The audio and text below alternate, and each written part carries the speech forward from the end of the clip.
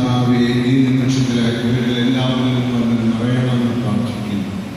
ഒരു പുതിയ അറിയിക്കണമേ. ഈ മക്കളെല്ലാവരും അനുഗ്രഹിക്കപ്പെട്ട മക്കളായിരിക്കുകയാണ്. വേറെ ആഗ്രഹത്തോടുകൂടെ ഇന്നത്തെ രാവിലേക്ക് കടന്നു വന്നിരിക്കുന്ന ഇവർ ഓരോരുത്തരും അനുഗ്രഹിക്കപ്പെട്ടവരായുള്ളതാണ് അങ്ങയുടെ ആഗ്രഹം. ഓ ഈശോയെ, അങ്ങയുടെ മഹത്വം ഈ മക്കളുടെ ജീവിതത്തിലേക്ക് കടന്നു വരട്ടെ. അതിന് സ്തുതിയും ആരാധനയും പുകഴ്ചയും ഉണ്ടായിരിക്കട്ടെ. ഇതുവരെ നിങ്ങൾ കേട്ട ക്ലാസ് നിത്യജീവനെ കുറിച്ചുള്ള ക്ലാസ്സാണ്. നിത്യജീവൻ നമ്മളെല്ലാവരും സൃഷ്ടിക്കപ്പെട്ടിരിക്കുന്നത് നിത്യജീവന് വേണ്ടിയിട്ടാണ്.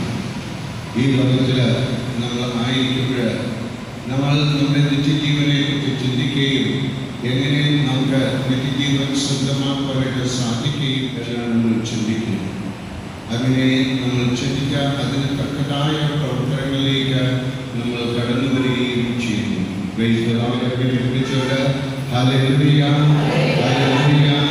Hallelujah, hallelujah. നമുക്ക് എങ്ങനെയാണ് നിത്യജീവൻ നഷ്ടപ്പെട്ടത്? ദൈവം ഈ പ്രപഞ്ചത്തെക്കുറിച്ച് ചിന്തിച്ചപ്പോൾ ദൈവം എന്താണ് ചിന്തിച്ചത്? തൻ്റെ മക്കളെ സ്വന്തം ഛായയിലും സാദൃശ്യത്തിലും സൃഷ്ടിക്കും എന്നുള്ളൊരു ചിന്ത.